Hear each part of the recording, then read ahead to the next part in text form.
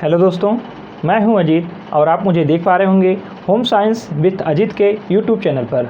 आज हम लोग इस छोटी सी वीडियो में पढ़ने वाले हैं आपका विटामिन ए का। ये आपका पार्ट 3 होने वाला है। विटामिन ए का पार्ट 3 होने वाला है और विशेष रूप से इसमें हम समझेंगे कि आपको पता है कि जब विटामिन ए की कमी हुआ करती है तो हमारे आँखों में समस्या होती है। और आपके नेट जेआरएफ में का बहुत ही पेटेंट क्वेश्चन है, वहाँ पे पूछा जाता है कि उसका विटामिन ए की कमी से होने वाले रोग का क्रम कौन सा है।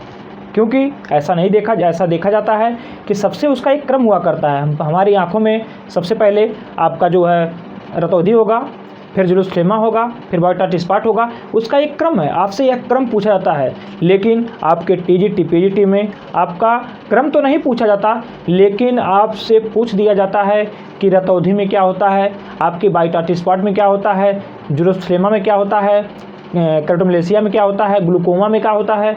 तो यहाँ पर हम सारी बातों को समझने वाले हैं और उसके साथ ही साथ यहाँ पे मैं बना रखा हूँ आपके आँख का चित्र। तो इस चित्र के माध्यम से हम लोग बहुत सारी चीज़ों को सीखने वाले हैं इस छोटी सी वीडियो में। तो चलिए देर ना करते हुए हम प्रारंभ करते हैं।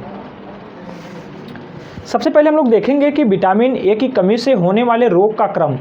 अगर आपसे मैं क्रम की बात करूं तो आपका ये टीजीटी पीजीटी का क्वेश्चन नहीं है, यह जो आपका क्वेश्चन बनता है आपके नेट जेआरएफ में बनता है।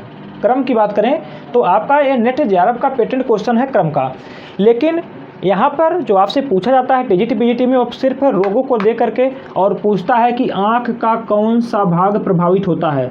तो इसके क्रम को भी देख लें और उसके भाग को भी देखेंगे। तो सबसे पहले हम क्रम की बात करें तो आपका आता है रतौंधी। रतौंधी के बाद आपका आता है जीरोप्थेल्मिया, उसके बाद आपका आता है वाइटाटिस स्पॉट, उसके बाद आपका आता है फोटोफोबिया के बाद आपका आता है फोटोफोबिया के बाद जीरोसिस कंजक्टिवा के बाद आता है आपका कार्निया जीरोसिस और ठीक उसी के बाद आता है आपका कार्निया जीरोसिस के बाद आपका आता है केराटोमलेशिया, उसके बाद आता है ग्लूकोमा, उसके बाद आपका आता है कार्निया स्कार आता है। तो सबसे पहले हम लोग देखेंगे जीरोप्थेल्मिया। आपका जो रोग हुआ करता है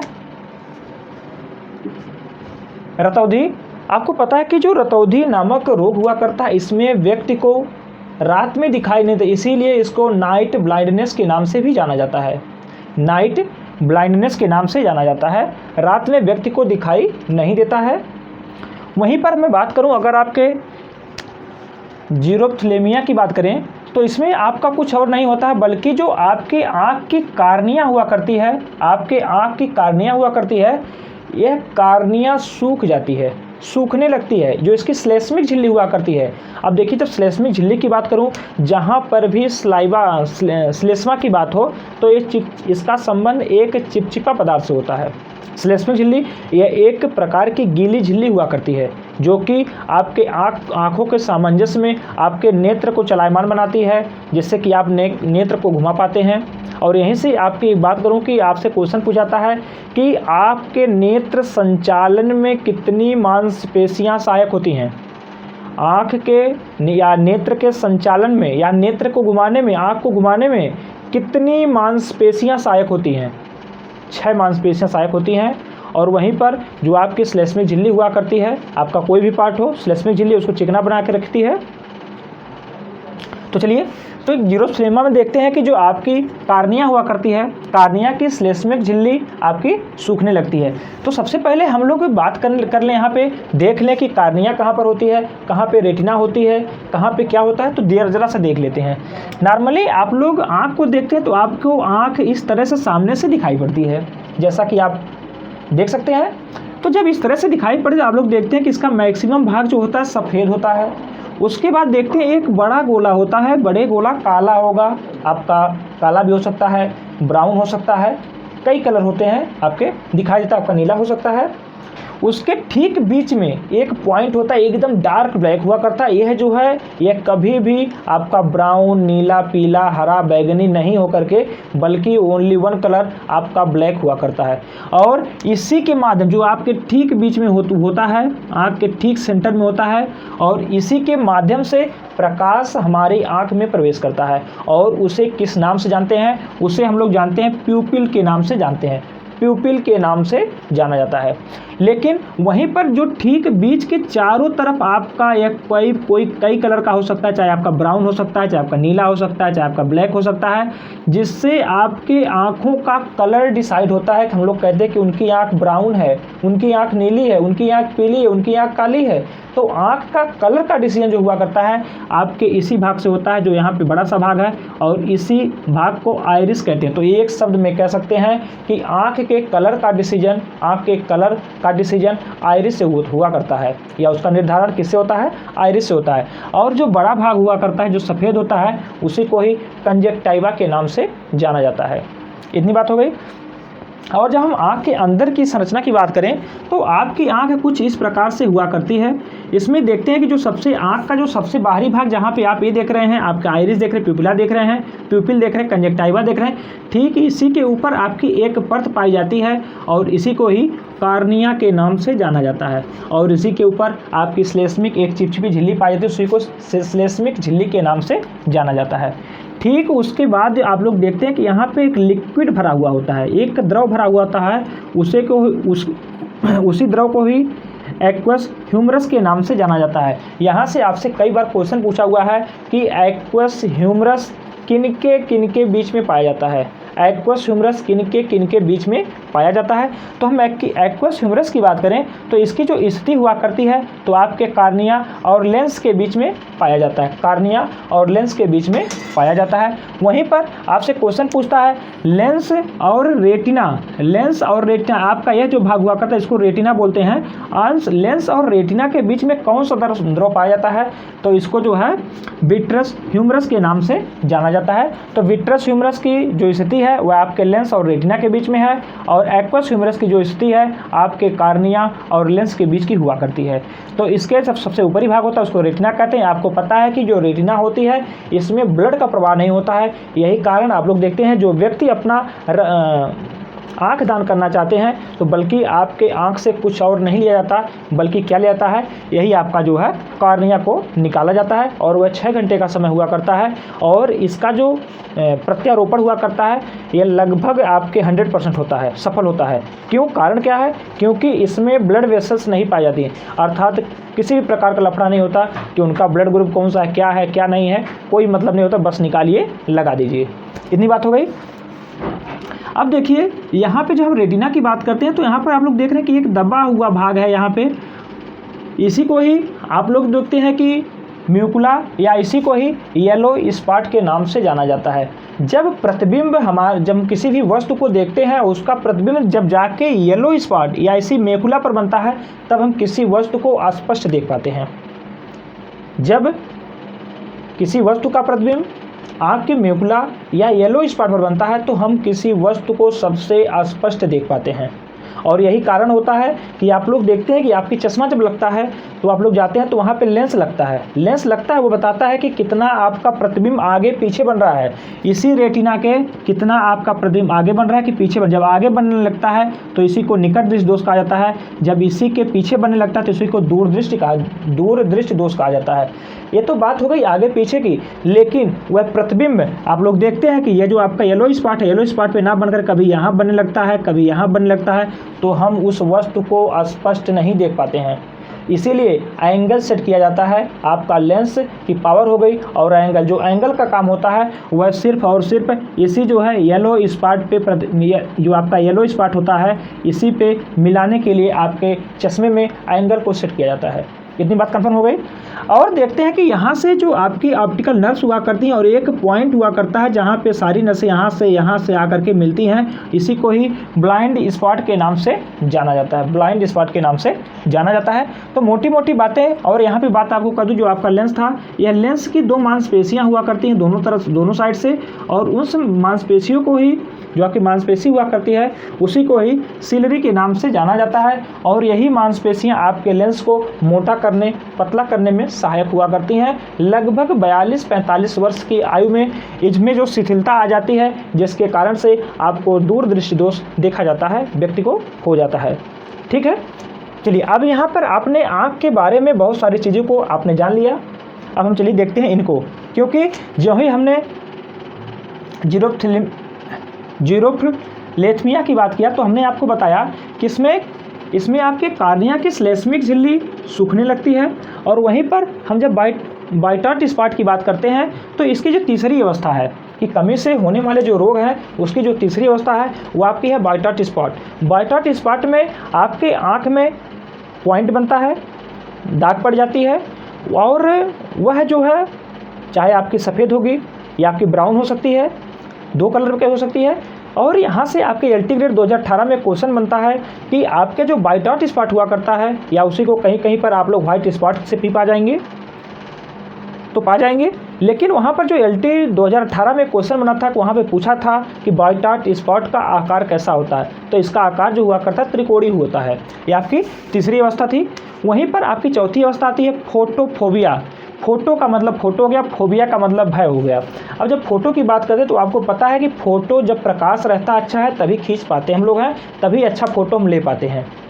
फोटोफोबिया यानी कि जब व्यक्ति को प्रकाश से भय लगने लगे, प्रकाश पड़े, आँख बंद हो जाए, हम लोग उसके सामने नहीं, आप लोग देखते हैं कि आप लोग नॉर्मली अंधेरे कमरे में हैं, लेकिन बाहर चिलचिलाती धूप है, बहुत तेज़ धूप है, आप जाते हैं तो आपको देखने को मन नहीं करता है, लेकिन यह नॉर्मल कंडीशन हो गई। लेकिन यह जब स्थिति बराबर बनी रहती है तो इसी को ही फोटोफोबिया, फोबिया का अर्थ ही होता है डर। फोटो की बात आती है, फोटो हम लोग प्रकाश में लेते हैं, या आप लोग नॉर्मली फ़ोटो क्लिक करते हैं, देखते हैं फ्लैश जलता है, फ्लैश में कुछ लोग नहीं देख पाते हैं, उनको सिर्फ भय लगता है कहीं इतना तेज़ प्रकाश हमारी आँख में ना घुस जाए, हमारी आँख को डिस्टर्ब ना कर दे। इसी से, डर से, यानी कि फोटोफोबिया, हमने यहाँ पर फोटो का तात्पर्य सिर्फ आपको बताने के लिए, प्रकाश से जोड़ने के लिए हमने बताया। लेकिन आप जानिए कि जब व्यक्ति को प्रकाश से भय लगने लगे, डर लगने लगे, इसी कंडीशन को ही फोटोफोबिया के नाम से जाना जाता है। अच्छा, इसी फोटोफोबिया का और नाम है, इसी को ही हीलियोफोबिया के नाम से भी जाना जाता है। फोटोफोबिया को हीलियोफोबिया के नाम से भी जाना जाता है। अब यहाँ पर फोबिया की बात आ गई, आप लोग देखते हैं कि हाइड्रोफोबिया हुआ करता है। जब रेबीज नामक जीवाणु अपने शरीर में पहुँच जाता है तो उससे रोग होता है। क्या होता है? हाइड्रोफोबिया। हाइड्रा का मतलब होता है पानी, फोबिया का मतलब है व्यक्ति को पानी से डर लगने लगता है। प्यास तो उसको लगी होती है, लेकिन उसको इतना डर लगता है उससे, वह उसको पी नहीं पाता है और उसकी अंतोगत्वा डेथ हो जाती है। चलिए आपका पांचवा है जीरोसिस कंजक्टाइवा। जीरोसिस आपको जहाँ पर जीरो मिले, जीरोसिस का मतलब सूखना है, यहाँ पे जीरो मिला इसका मतलब सूखना है, यहाँ पर भी सूखना से है। यानी कि आपका जीरोसिस कंजक्टाइवा की बात करते हैं तो इसमें जो आपके आँख की कंजक्टाइवा हुआ करती है, कंजक्टाइवा की बात करें, जो आँख का जो सफ़ेद भाग हुआ करता है, जो सामने से आप लोग देखते हैं आपके आँख का सफ़ेद भाग होता है, यही आपका कंजक्टाइवा है। और जब कंजक्टाइवा सूखने लगे, कंजक्टाइवा की श्लेष्मिक झिल्ली सूखने लगे और उसके साथ साथ ये झुर्रीदार बन जाए, जाहिर सी बात है जब उस पर आपका गीला था वह सूखेगा तो वहाँ पे जाहिर सी बात है झुर्री बनेगी, यानी कि कंजक्टाइवा का सूख कर झुर्रीदार बन जाना, इसी को ही आपका जीरोसिस कंजक्टाइवा। जहाँ पर जीरोसिस मिले इसका तात्पर्य ही सूखने से होता है। अब देखिए कार्निया जीरोसिस। अब देखिए कार्निया, यहाँ पे तो कार्निया की बात हो रही थी, लेकिन हमने देखा कि जीरोफ्लेथमिया की हमने बात किया तो यहाँ पर देखा कि जो आपकी कार्निया थी, कार्निया की श्लेष्मिक झिल्ली सूख रही थी। लेकिन यहाँ पर हम बात करें कार्निया जीरोसिस की बात है, यानी कि यहाँ पर भी कार्निया भी लिखा है और जीरोसिस का हमने अर्थ ही बताया सूखना। लेकिन जब यहाँ पे ने सूखने का देखा और यहाँ पर देखा कि जो इसको गीला करने का काम कर रहा था, जो आपकी जो कार्निया की श्लेष्मिक झिल्ली थी जो उसको गीला करने का काम कर रही थी, वो आपकी कौन कर रहा था? आपकी आंसू ग्रंथियां कर रही थी, उसको बराबर गीला करने का काम कर रही थी। जब यही आंसू ग्रंथियां प्रॉपर काम नहीं कर पाती तो आप लोग देखते हैं कि आप लोग देखते हैं कि डॉक्टर देखता है आपको मशीन से तो कहता है आपकी आँख सूखी सूखी है, आपको देता है लुब्रिकेंट, आपको लुब्रिकेंट देता है। लुब्रिकेंट का मतलब होता है स्नेहक, जो आपकी आँख को चिकनाई प्रदान करे, जो आपकी आँख को चिकनाई प्रदान करे, उसी को स्नेहक, उसी को लुब्रिकेंट कहते हैं। आपको डॉक्टर देता है, लेकिन आपसे यह नहीं बताता है कि आपको यह दिक्कत है। और इसका मैं अपना खुद का अनुभव बता रहा हूँ आपसे कि लुब्रिकेंट लोग देते हैं, आप पूछते हैं कहते ठीक हो जाएगा, लेकिन बताते नहीं। लेकिन आप लोग सुबह जो है पानी मुँह में लीजिए और मुँह को बंद करिए, यानी कि मुँह फूल जाए, उसके बाद आँख में छींटा मारिए, आपको कभी भी इस तरह की शिकायत नहीं होगी। आपको कभी भी इस तरह की शिकायत नहीं होगी और आप अपने आप को स्वस्थ रख पाएंगे। आप लोग इसको प्रयोग करके देखिए और बहुत ही सबके लिए, सबको करना चाहिए, नॉर्मली सबको करना चाहिए, बहुत ही लाभदायक है। अब देखिए, जब हम यहाँ पर बात करें कार्निया जीरोसिस, यानी कि इसमें जो है आपके आँख की जो आंसू ग्रंथि है इसका सूख जाना। आपकी जब आंसू ग्रंथि सूखेगी यहाँ पे थोड़ा तो सिर्फ इसका क्रियाशीलता कम हुई थी, जिसके कारण आपकी कार्निया की श्लेष्मिक झिल्ली सूख रही थी। लेकिन जब इसी की स्थिति और विकट होती है, यहाँ पे था तो आपकी जो आंसू ग्रंथि थी उसकी मात्रा कम ज़्यादा हो रही थी, प्रॉपर नहीं थी, जिसके कारण उसकी कार्निया की श्लेष्मिक झिल्ली सूख रही थी। लेकिन जब उसकी स्थिति गंभीर होती है और कार्निया जीरोसिस की स्थिति आती है तो उसमें आँख की आंसू ग्रंथि ही सूख जाती है, अर्थात व्यक्ति को आंसू नहीं बनते हैं, यानी व्यक्ति रोएगा लेकिन उसके आँख से आंसू नहीं गिरेंगे। तो आँख से आंसू टपकेगा कैसे, ये सारी स्थिति आ जाती है। आपका सातवां आता है कैरेटोमलेशिया। कैरेटोमलेशिया, इसमें जो है आपके कार्निया के श्लेष्मिक झिल्ली का टूट जाना, यानी जो कार्निया की श्लेष्मिक झिल्ली जो टूट जा रही थी, आपने देखा कि जीरोप्लेथमिया में कि उसके झिल्ली सिर्फ और सिर्फ सूख रही थी, लेकिन आपने देखा कि कार्निया जीरोसिस इसमें आंसू ग्रंथियाँ ही सूख गई। यानी कि जब आंसू ग्रंथि ही सूख गई तो उसको गीली कैसे करेगी? जब बराबर कोई चीज़ सूखी है तो ज़्यादा सी बात है दिन प्रतिदिन में सूखती जाएगी। जब कोई भी, एक तो पतली झिल्ली है, एक तो बात सही बात है कि पतली झिल्ली है और सूख रही है बराबर, तो वह टूटेगी, और जब टूटती है तो उसी स्थिति को ही कैरेटोमलेशिया के नाम से जाना जाता है। कैरेटोमलेशिया में कार्निया की श्लेष्मिक झिल्ली का टूटना। अब देखिए, जब अगली स्थिति आएगी तो यह झिल्ली टूट रही है, टूटने के बाद चुभन पैदा करेगी, यहाँ पर टूटेगी और टूटने के बाद चुभन पैदा करेगी, यानी कि झुर्रीदार भी हो जाएगी। अगला देखिए, आपकी स्थिति जो आती है ग्लूकोमा। ग्लूकोमा की बात करें तो ग्लूकोमा आप लोग देखते हैं कि जो आपकी आँख हुआ करती है कि आपकी आँख में एक प्रेशर हुआ करता है, आपकी आँख का एक प्रेशर है, जो कि नॉर्मल प्रेशर की बात करें तो आपकी आँख का नॉर्मल प्रेशर हुआ करता है 10 से 21 mmHg। 10 से 21 mmHg आँख का नॉर्मल प्रेशर हुआ करता है। लेकिन जब इसी आपकी आँख का प्रेशर इससे बढ़ जाए तो उसी स्थिति को ही ग्लूकोमा के नाम से जाना जाता है, ग्लूकोमा के नाम से जाना जाता है। और जब हम इसका टेस्ट कराने जाते हैं तो हम लोग देखते हैं कि डॉक्टर जो हुआ करता है हमारी आँख में एक दवा डालता है जिसके कारण हमको दिखाई नहीं देता है, और उसके बाद वह करता क्या है कि आँख को लगा करके यहाँ पे एक लगाता है, डायमीटर लगाता है, और उससे हमारी आँख के डाया को नापता है। अगर प्रेशर अधिक होगा तो हमारी आँख बाहर आएगी, उसका जाहिर सी बात आकार बड़ा हो जाएगा, प्रेशर बड़ा होगा, फैल जाएगी। उसी को नाप करके आपका उसके लिए टेस्ट हुआ करता है NCT। आपके ग्लूकोमा का टेस्ट हुआ करता है NCT, यानी कि नॉन कॉन्टैक्ट टोनोमेट्री। और इसमें विशेष रूप से जो आपसे क्वेश्चन पूछता है कि इसका जो नॉर्मल प्रेशर कितना होता है हमारी आँख का, वह 10 से 21 mmHg होता है, और जब हमारे आँख का प्रेशर इससे अधिक हो जाता है तो उस वही स्थिति आपकी ग्लूकोमा की कहलाती है। तो यहाँ पे आपने टेस्ट को जाना। वहीं पर आपकी जो अगली स्थिति आती है वह आपकी कार्नियल स्कार की है। इसमें क्या होता है, जब आपके शरीर में निरंतर विटामिन ए की कमी बनी रहती है तो इसमें हड्डियां और उपास्थियां में जो है विनाशात्मक परिवर्तन देखने को मिलता है।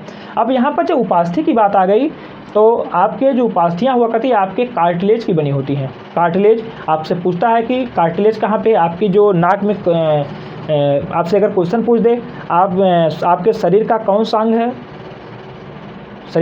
अंग है जो मुड़ जाता है आसानी से, तो हम लोग कहते हैं नाक की हड्डी टूट गई, वह आपकी हड्डी ने वाली कार्टिलेज की बनी होती है। आपके नाक हो गया, आप लोग देखते हैं कान देखते हैं, यहाँ पर आपकी नॉर्मल हड्डियाँ नहीं बल्कि ये सारे के सारे अंग जो आपके हुआ करते हैं, जो नॉर्मली मुड़ जाते हैं, आसानी से इधर उधर हो जाते हैं, ये आपके सारे के सारे कार्टिलेज के बने होते हैं। और यहीं से हमें याद आ रहा है कि आपसे पूछता है कि नवजात बच्चों की जो हड्डियाँ होती हैं किससे बनी होती हैं, वहाँ पर भी कार्टिलेज की बनी होती है उनकी हड्डियाँ, और धीरे धीरे उनमें ओसिफिकेशन हुआ करता है। ओसिफिकेशन कहे या आपसे कैल्सिफिकेशन कहे, उसी जो कार्टिलेज में कैल्शियम फास्फोरस का जमा होते होते वो जो है हड्डी का रूप ले लेती हैं और कठोर हो जाती हैं। इतनी बात हो गई। अब देखिए हम इसको मिटाते हैं और हमें बचा है 2-4 मिनट, तो हम आपसे जो है थोड़ा सा निकट दृष्टि दोष और दूर दृष्टि दोष की इसमें बात कर देते हैं, क्योंकि यहाँ पे आपके आँख का चित्र बना है और आपको यहाँ से समझने में आसानी होगी। चलिए यहाँ पे थोड़ा सा देख लेते हैं आपका निकट दृष्टि दोष और दूर दृष्टि दोष।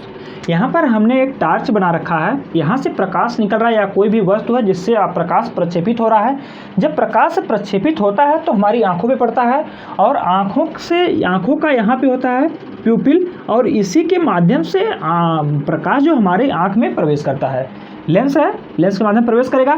जब वस्तु का प्रतिबिंब आपकी यह जो आपकी हुआ करती आपकी होती है क्या, रेटिना। जब वस्तु का प्रतिबिंब रेटिना के पहले बनने लगे तो इस स्थिति को ही क्या, कौन सा दोष कहते हैं, इस स्थिति को ही आपका निकट दृष्टि दोष कहते हैं।